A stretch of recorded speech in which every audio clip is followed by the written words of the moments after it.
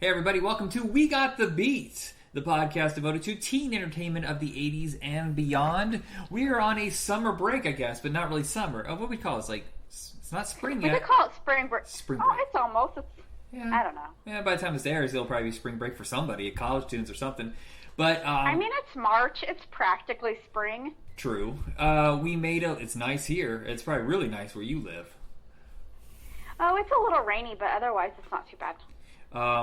We just ended season 1. Our final of that was Adventures of Babysitting and Don't Tell Mom the Babysitter's Dead. And we're kind of working on a list right now for season 2. So in the middle, we decided we're going to do a few episodes about TV shows that were focused on main protagonist was either a teenager or it was a show specifically aimed at teenagers. It's kind of the same thing. It's really hard to find one that isn't. Like what maybe Life Goes On maybe was more of an adult show or a family show where a teenager was the main focus.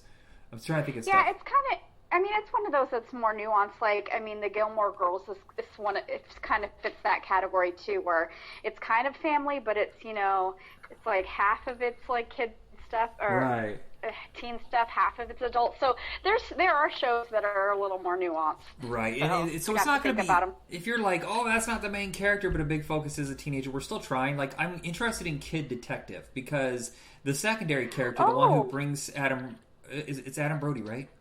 Yeah, I just picked up my hold from the library like Saturday, so that's kind of good timing too. Yeah, because it looks interesting because the secondary character, the one that saves him from whatever his grief of being a former brilliant kid detective, brings him back on a case. She's a kid. Yeah. I think it would go well with like something like Veronica Mars or Mystery Team. You know, where his teenagers Mystery wake up. Team, yeah. I'm interested. I don't know that much about it, but I know it's the girl who starred in The Book Thief. I don't know if you saw that, but she was really good. So we'll see what, you know, now she's a little older and see how right. How and then goes. There's like Freaky. I haven't watched it yet. Freaky, and that the co-star is a teenager. So right. Yeah, so good one too. Those are the kind of rules we're going with. It's a little loose. Like we said originally, this is just me about movies. I think the logo still says movies, but you know, we're just gonna bounce around and talk about different things here and there. Guess what? Breaks. We can do what we want. Right. There was one thing I think I discussed this with you already, but I was like, hey, wouldn't it be cool to go get some like Teen Bop or what are we gonna call them, magazines of the '80s and reflect back on whatever happened to these kind of people? And I was like, I'm just going to look like a pedophile. There's no way I can buy this. So, never mind. There's just like a PDI version online. Do those still exist? Yes. I don't even know. At my store, we have a bunch of them. And that band from Burn the Stage is on the cover of like every one of them. I don't know what you're saying. Burn the Stage. It's a South Korean pop band. They're huge. Oh, my God. Today is the day I learned what BTS stands for. Oh, see, now I'm probably the only person to say Burn the Stage. That's how I can tell I'm a cop. I never knew. I mean, I don't know much about them, but I know they're really popular, but I've actually only ever heard of them referred to as BTS. So that's weird, because do you remember when people started saying NKOTB, and we're like, what the hell is... Sure. Are you saying New Kids on the Block? Remember that. Don't do that. Yeah, you dumbasses. Don't do that. All right, so let's get to the meat of this one. We're going to be discussing Square Pegs and Freaks and Geeks, and the juxtaposition of those two shows. One is reflecting back to an era where Square Pegs is taking place, and yet in about like misfits and outcasts, and yet so wildly different. Right. Well, I mean, one is taking place during the time period, and one is reflecting upon that time period, like not much later, but you know, a couple decades later. So yeah, Freaks and Geeks is 80 to 81 is when it's set, and then Square Pegs is 82 to 83. And you know what the major difference is? MTV. Freaks and Geeks looks like radio. Do you know what I mean? Like what you think of 70s radio, Foghat and stuff like that. And then you look at Square Pegs, and MTV's been around for a year now, and the colors are completely bright and wild, and the music's changed to new wave, and you just see that. It's all about the visual, whereas that really didn't seem to have much of an effect on Freaks and Geeks. Yeah, I guess I kind of see what you mean. Like the way that they're, well, you know, I mean, that is part of the characters that they're choosing to represent, though. I think that's part of it, too, is that the characters in Freaks and Geeks are very different. But we can get into that later. Right. Yeah. So if this is behind the scenes secret, but we're splitting this up in 2 different recordings because we're going to go watch Freaks and Geeks. It was a last minute decision. But Square Pegs is also set in the city, whereas Freaks and Geeks is more of a suburb kind of thing. So there's different attitudes there. Yeah. Also, I don't actually know where Freaks and Geeks takes place. Excuse me. I mean, sorry, that Square Pegs takes place, but Freaks and Geeks also takes place in suburb of Michigan in the 80s. Like, that can be very different. Well, yeah, Square Pegs was New York to me, isn't it? New York or Chicago? I mean, I really don't know. It feels a little bit more, slightly less suburban, I guess. Yeah. Yeah. The problem with Square Pegs, the reason I want to talk about it is because it is kind of groundbreaking. It was the very first TV show that I know of that dealt with nerd culture. You're talking about pop culture stuff, MTV, video games, Devo, for Pete's sake. You know, there's a lot of, what do kids really talk about? And the only problem is the show never, ever should have been geared as a sitcom. And that's where it's crippled, because the laugh track and the fucking one-liners that I keep forgetting this show is not good. In my head, I keep remembering. Yeah, I keep convincing myself this is a good show, and then I go back to go, damn it, it's so close to being good. It's so close to being good. Yeah. And I hate that. I think what show actually accomplishes what they're trying to accomplish, sort of, is like Parker Lewis actually accomplishes it, except for that they're not exactly nerdy. They like are doing their own thing, but they're not. Sorry about that. Not exactly nerdy. I accidentally pulled my earbuds out of my ears. It's my bad. So, I mean, is it the first show that, like, intentionally focused on a group of nerdy kids as opposed to, like, the cool kids in school? Because it seems like that... Well, I'm trying to think. What is it before this? I mean, there's Welcome Back, Kotter, where they weren't nerds so much as they were just, like, outcasts. Like, they were the freaks part.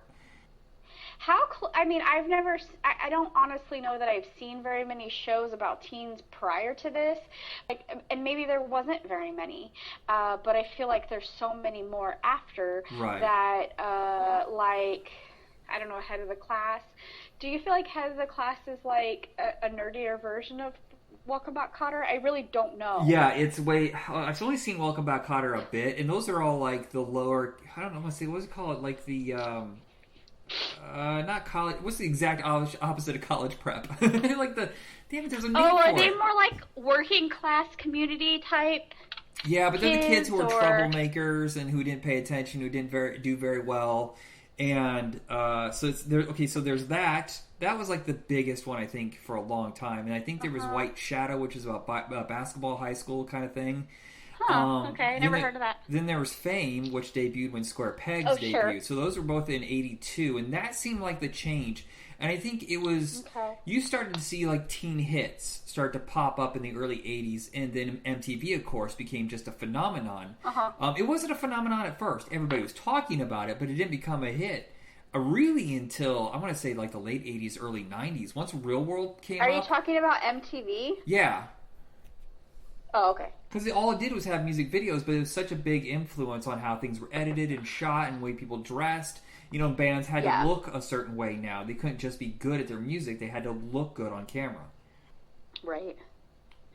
Yeah. So that influence throughout the 80s. I think that's why Square Pegs and Fame got greenlit, is because not only was the teen thing starting to become popular, but also you have the movie Fame, which was a hit, but not so big that they wanted to do a sequel.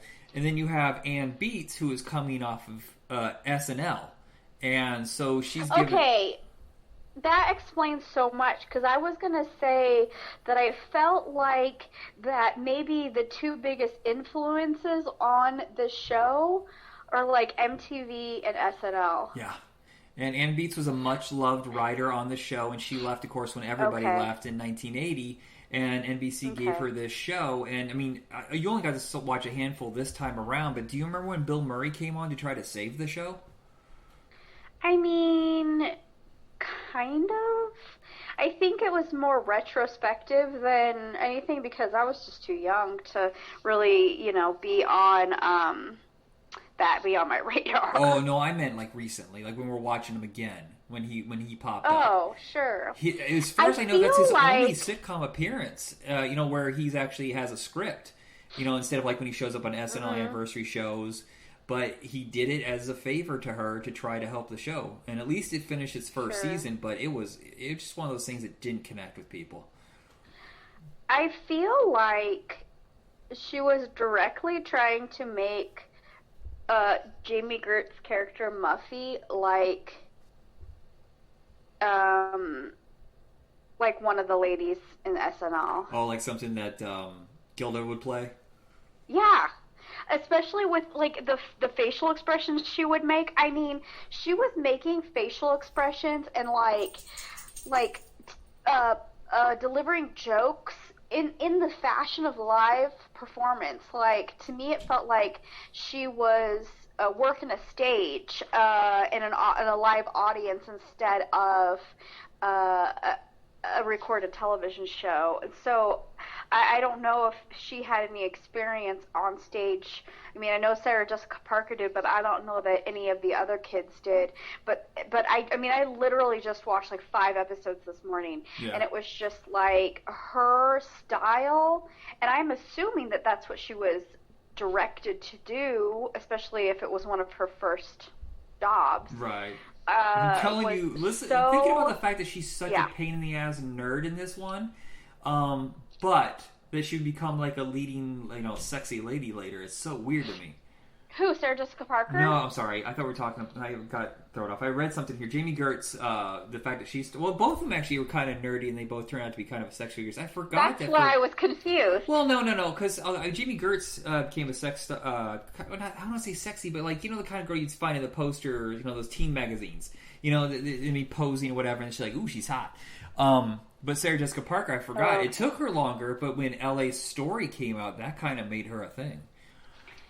I mean, yeah, I don't know if a lot of people know about her.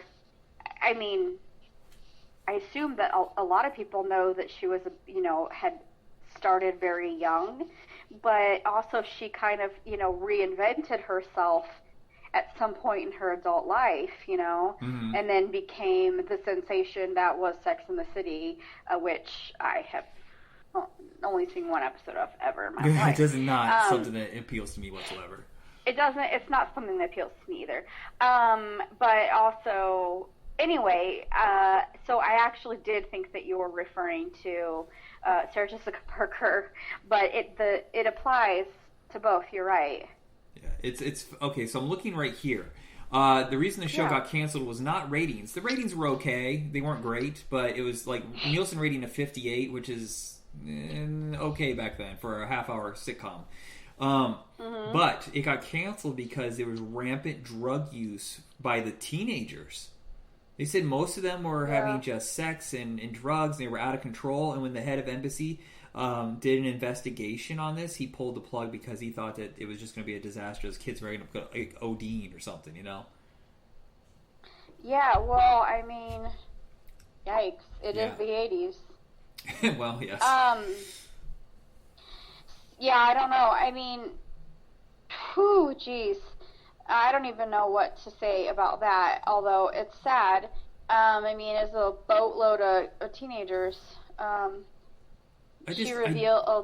creator of Revealed in 2005, I think that certainly there was some drug abuse or drug traffic that may have happened, because I would say that it is norm for a set. Wow. It says Devo member Gerald Casal. Why is a Devo member talking about the show? Oh, do you not know this? This is why I love Devo. This is how I really discovered Devo, is because late one night on TV Land, they started airing Square Pegs, like it's Sunday at midnight or something like that. And I caught the very first episode I ever saw was Devo, and I was like, that song's really cool. I'm going to go discover more Devo.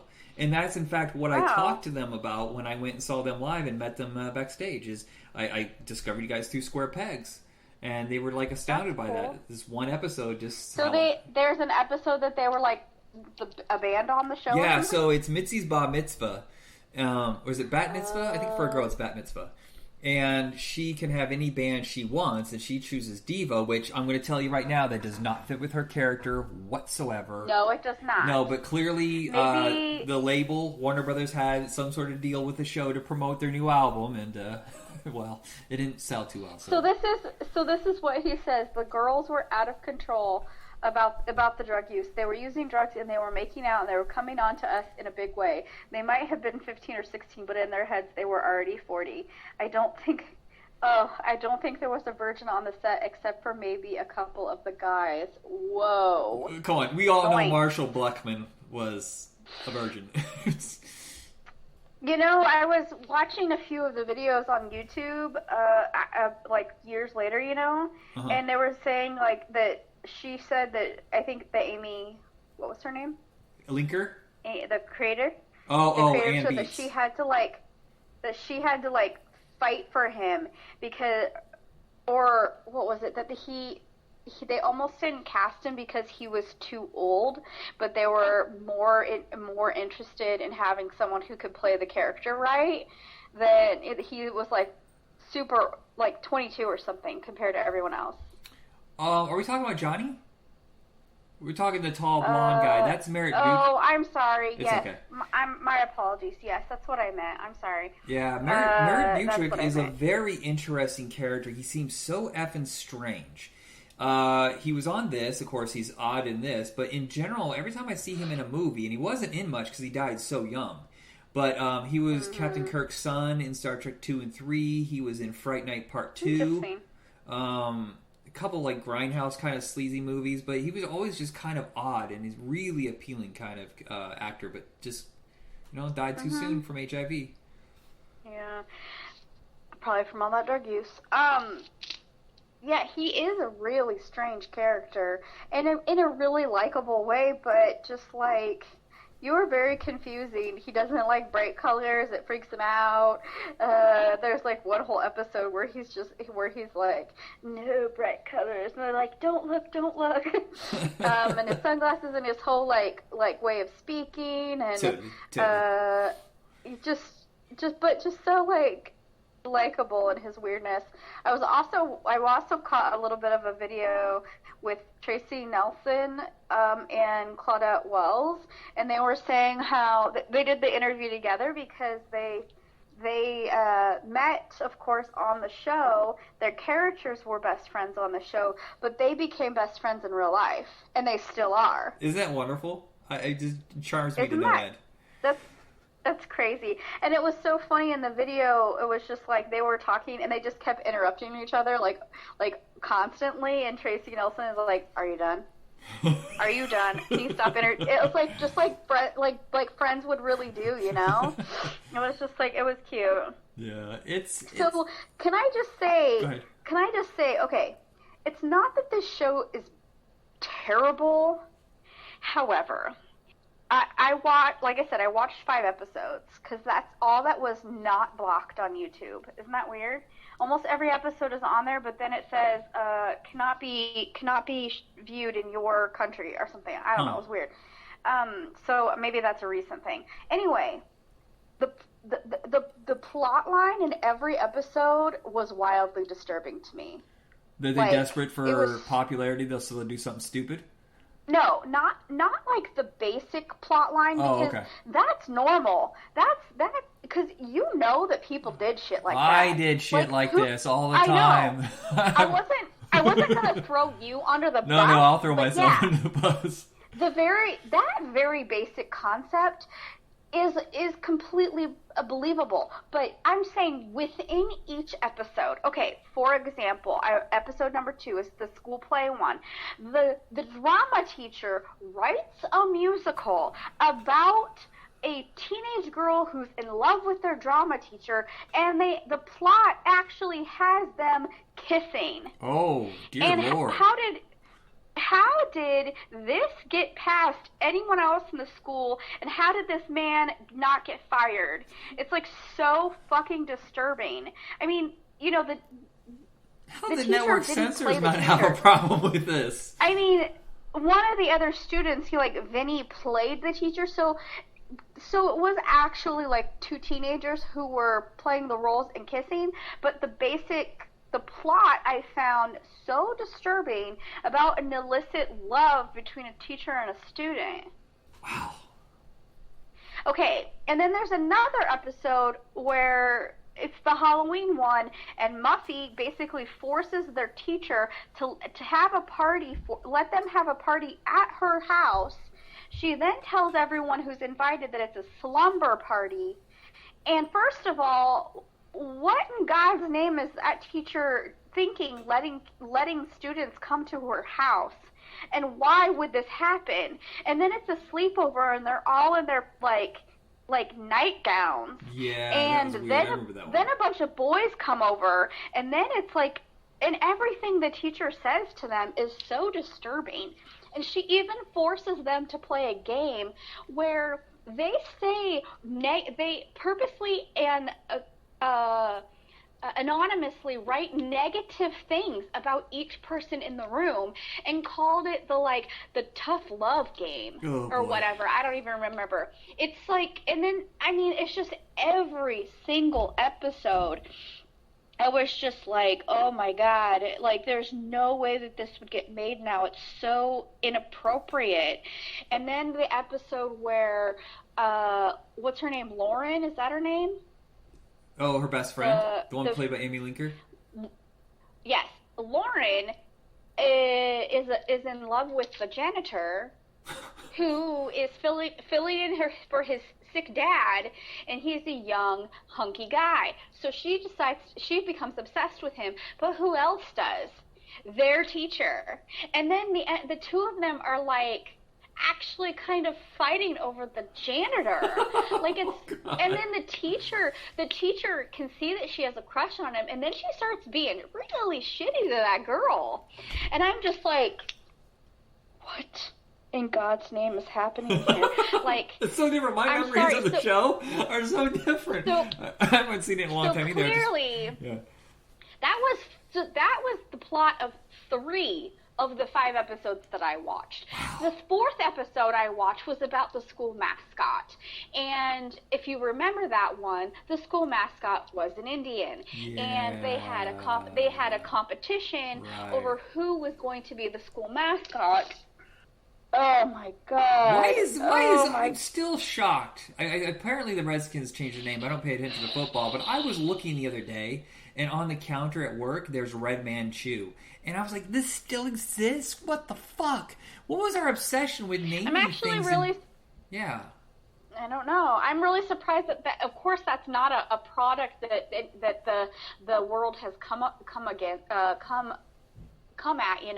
as opposed to Uncle Ben and Aunt Jemima. So why haven't they done anything about that? That's my so messed up. Yeah, that's a straight up insult. But it's weird thinking about how many sports teams were named after Native Americans, but never in a really positive sense. No, the school we have a million high schools in our town, but one of the high schools had a whole big thing about having to change their mascot 2 years ago. It was a very big ordeal. Uh-huh. And half of the people are just like, this is inappropriate, and the other half are just like, you guys are overthinking this. But, whatever. It's still, yeah, I agree with what you're saying. It is really surprising, and it is super negative terminology, and it was kind of disturbing that Marshall's character nominates Johnny's character to be the person to be the new school mascot. He spins this whole, it's all lies about him being raised part of the time with his grandma on an Indian reservation when he's a straight up white kid who's Norwegian. Right, who wanted nothing to do with this, so why didn't Marshall audition? I know. He's the funny one. He's the overacting one. I know. And then the LaDonna is just like, this. There's a scene in the episode where she with the school play, and they don't tell you exactly what you have to do. So some people are like singing, some people are doing like a scene, or she writes an original poem, and immediately it's talking about like her mom's experience or whatever, and the teacher's just like, what does he say? Get down with your bad self, or boy. like just like, it's just like so, just so stereotypical. She said in the video I watched that the two of them really bonded. Her and Tracy Nelson really bonded over having a lot of struggles with their hair on the show, and how Claudette Wells was told, even even though these kids are like 15, 16 years old, they basically told her, you need to come back on Monday with your hair in braids and beads. You figure it out. Okay. So she says she's like, I drove up and down on my day off, like in LA, Southside LA, trying to like find a salon that would do my hair. But why should a 15-year-old, first of all, have to figure that out? Right. Why didn't the hair and makeup team figure that out for her? What the hell why were they treating these kids this way? I just feel like it was so different back then. It feels like they just used them as commodities and they weren't real people. They didn't have real representation properly back then. That's when parents were stealing all of the money from the kid actors and shit like that. I think things are better now. Now hearing, some of these, or about these stories about, behind the scenes and how things are really going on the show, it reminds me so much of all of the stuff I've heard about Saved by the Bell. Yeah.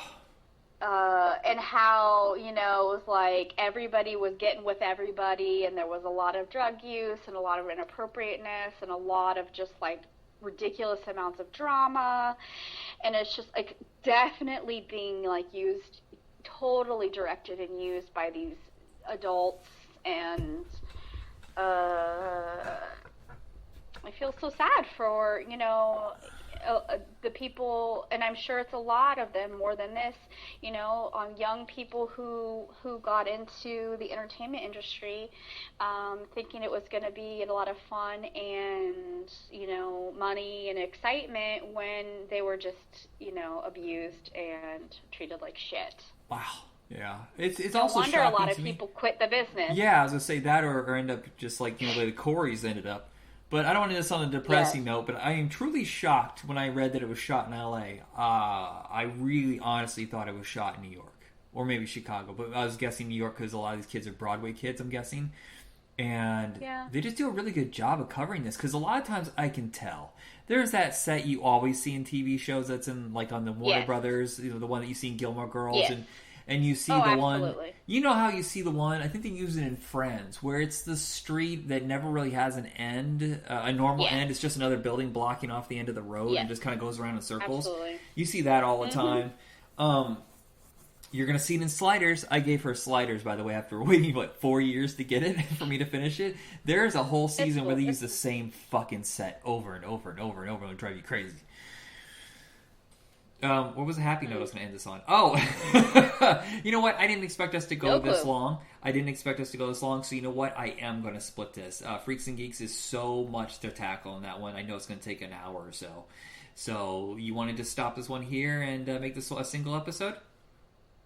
Yeah, sure. I'm sorry that I ranted so much. No, it's fine. I wasn't sure I was going to be able to talk about Square Pegs. For me, it was different. I remember, and mind you, this is when they re-released it on DVD with Mill Creek, I think about 10 years ago. I saw it again, and it was like, I remember the Pac-Man episode, I remember the Bill Murray episode, the Christmas episode, Halloween, and the one where Johnny starts a band, and their big booking that Lauren gets them is in a grocery store in front of the meat counter. Nice. Only one of those episodes I got to see was the Halloween episode. Right. Yeah, so certain ones I remember. I didn't remember a lot of... Some of the things that bothered me was the sitcom tropes. Having to have the one-liners drove me insane. Yeah. You and I joked about it when we first saw it, is that I hate that. Or, totally. Stuff like that, where they were forcing it as if they were trying to get it on T-shirts and kids saying it in school. Oh, yeah. I get it. It's weird. It's like when you watch Perfect Strangers, and I was going, I don't remember him forcing this so much. Like, he just kept saying, don't you, what is it, like, you must be kidding me, get out of here, and then the Mopeezy and Dance of Joy. Like, when they're trying to force shit down your throat is when it's annoying. Bazinga, anybody? Yeah. Bazinga? You mean like all the stuff with like Urkel? Yeah. Why? The only show it ever worked for, in my opinion, is that 70s show. Every single one of those, catchphrases, I love. Oh yeah, I like good day. I said good day. That's one we gotta tackle. That 70s show is gonna be coming up on the show sometime, but that's a long run. And the same thing with Gilmore Girls. It's a long run. Did you know that you can buy square pegs for $8 on Amazon? Yeah, I thought about buying it and send it to you, but I think we're good. Yeah. It just doesn't hold up. It's interesting, but it really is just a one-time watch for me.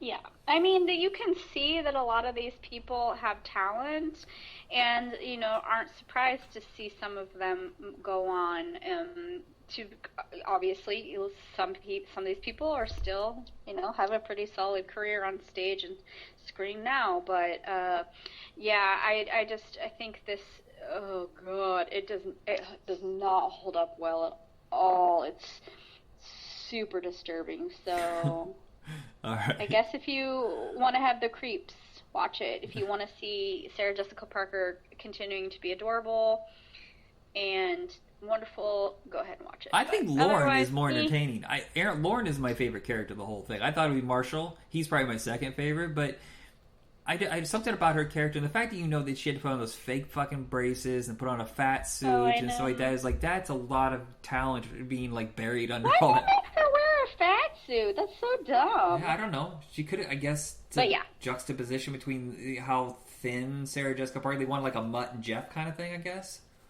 Oy vey. That's a whole nother problem. Yeah. Okay, let's wrap it up. All right. We are on Facebook under Hit Rewind. We're part of that podcast network, and we try to do episodes every 2 weeks, so hopefully we'll get the Freaks and Geeks down. It's easier to do a one-season wonder, because, unless it's one of those like Head of the Class, we could probably watch an episode from each season and get the gist. That's easier. But when but like Gilmore Girls and Buffy and Veronica Mars, where it's long arcs, that's the harder one. Yeah, but lucky for you, I've seen every episode of all those shows. Yeah, but I don't remember anything about Veronica Mars except the reason why I bailed on season 3, and I don't remember a single thing from Gilmore Girls. Well, we can revisit that. We can have a conversation about it later. We will. All right, so that is it. Everybody, have a good night, and Mindy, send us out with something. Waka waka waka! Pac-Man fever.